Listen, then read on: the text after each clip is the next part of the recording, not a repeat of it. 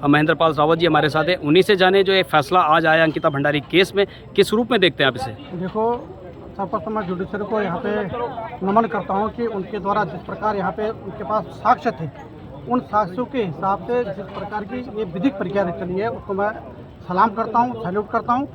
और भगवान बद्री विशाल लाल से जहाँ भी वो बेटी हो उसकी आत्मा के लिए मैं आज परोक्ष रूप से एक प्रार्थना करना चाहता हूँ कि वो कहीं ना कहीं आने वाले दिनों में इस उत्तराखंड की बेटियों के लिए एक मिसाल बनेगी। और इन जो आतिताई हैं, जो ये इस प्रकार के अत्याचारी हैं, इनको एक सबक मिलेगा। मैं इस जुडिशरी के इस वर्डिक्ट के माध्यम से, आदेश के माध्यम से मैं ऐसा मानता हूँ।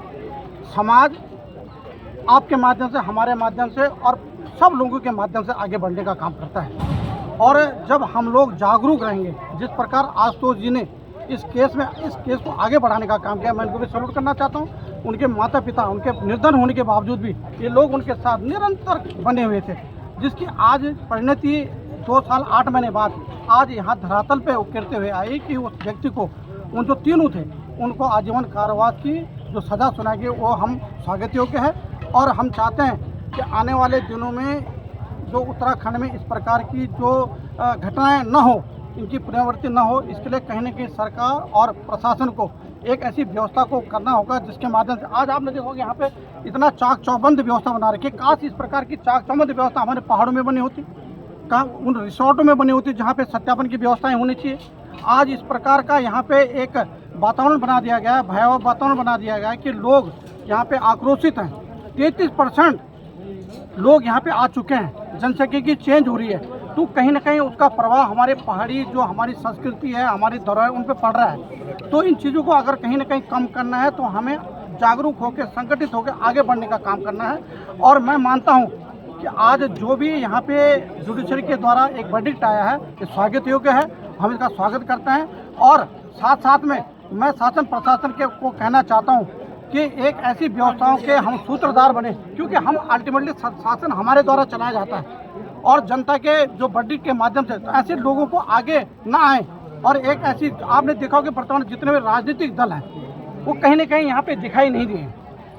तो जब वो छत्रप यहाँ पे नहीं दिखाई दे तो कहीं उनकी जो नीयत, उससे पता चलता है कि वो कितने हम लोगों के प्रति संवेदनशील हैं। तो मैं चाहता हूँ कि हम सिंदूर के माध्यम से नहीं, हम जनता को एक साथ जोड़ने के माध्यम से आगे बढ़े। और मैं स्वागत करता हूँ इसका, और मैं बहुत बहुत साधुवाद देता हूँ आशुतोष जी का कि आपने जिस जीवटता के साथ निरंतर उस महिला और उनके पिताजी, माताजी के साथ और पिताजी के साथ खड़े रहे कि आज उसकी परिणति आप उसको लेके आ गए, आपने धरातल पे उसको लाने का प्रयास किया, आपके लिए साधुवाद। और आपके जो ये भगीरथी प्रयास है कहीं ना कहीं समाज को एक नई दिशा देने का काम करेगा। धन्यवाद। जय हिंद, जय भारत, जय उत्तराखंड। साथ ही हम आशुतोष नेगी के साथ भी बने हुए जो अधिवक्ता भी हैं, आइए उन्हीं से जाने कि शुरुआत से जब से कोर्ट में केस अंकिता भंडारी का आया अब तक की पूरी कहानी को आपसे सुनना चाहेंगे और आपसे ये जानना चाहेंगे किस रूप में देखते हैं आप इस वर्डिक्ट को भी। देखिए, ये 18 सितंबर 2022 से और लगभग पौने 3 साल हो गए हैं। पहले दिन 18 सितंबर को तो हमें नहीं पता चला था, लेकिन शायद 19 से 20 तारीख की रात को मुझे पता चला कि हमारे गांव की एक बेटी मिसिंग हो गई है। और क्योंकि ये हमारे गांव का मामला है तो निश्चित तौर पे एक गांव के निवासी के रूप में भी मेरी जिम्मेदारी थी कि मैं उस गांव में शायद एक पत्रकार और वकील के रूप में मैं एक थोड़ा सा, लोग मुझे जानते थे कि ये आदमी पढ़ा लिखा है, ज़रूर कुछ कर सकता है।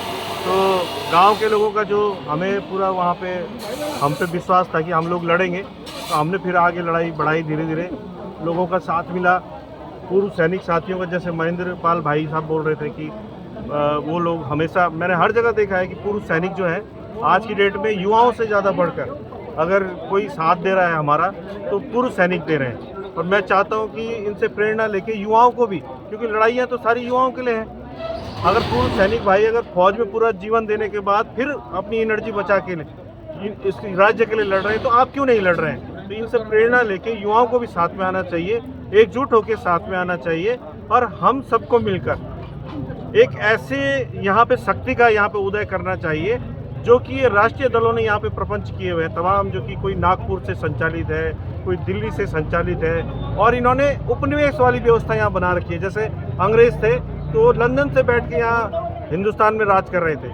अब अंतर ये हो गया कि यहाँ काले अंग्रेज आ गए, ये नागपुर से बैठ के, दिल्ली से, मुंबई से बैठ के वही लोग चला रहे हैं, और यहाँ पे जो मुख्यमंत्री बन रहे हैं वो रिमोट से चल रहे हैं। तो यहाँ पे अपनी सरकार बनानी पड़ेगी। क्षेत्रीय लोगों की सरकार जब बनेगी, हम लोग जो है ना मूल निवास के लिए जो लड़ाइयाँ लड़ रहे हैं, रोजगार के लिए जो हमारी लड़ाइयाँ हैं, सशक्त भू कानून के लिए हमारी लड़ाइयाँ हैं। अभी धामी जी ने यूसीसी यहाँ लागू कर दिया, उसमें लिव इन रिलेशन जैसा गंदा कानून ले आए, तो किसने मांगा? किसी ने नहीं मांगा।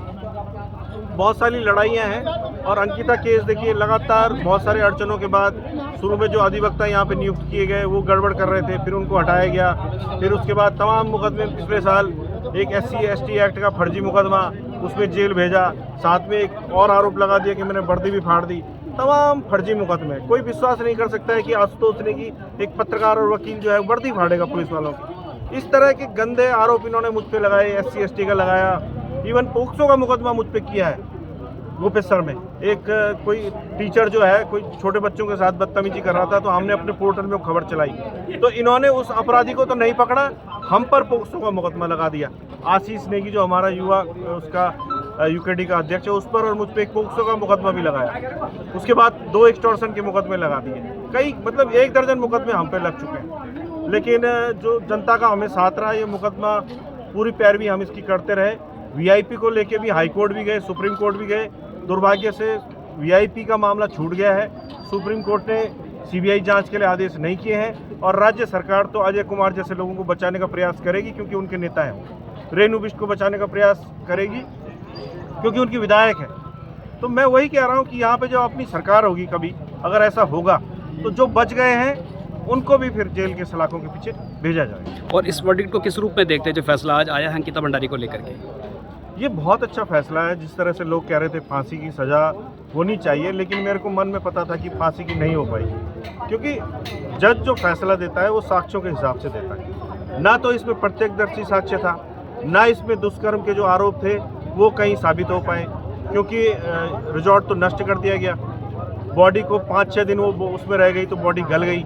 तो दुष्कर्म के जो साक्ष्य थे वो प्रूव नहीं हुए।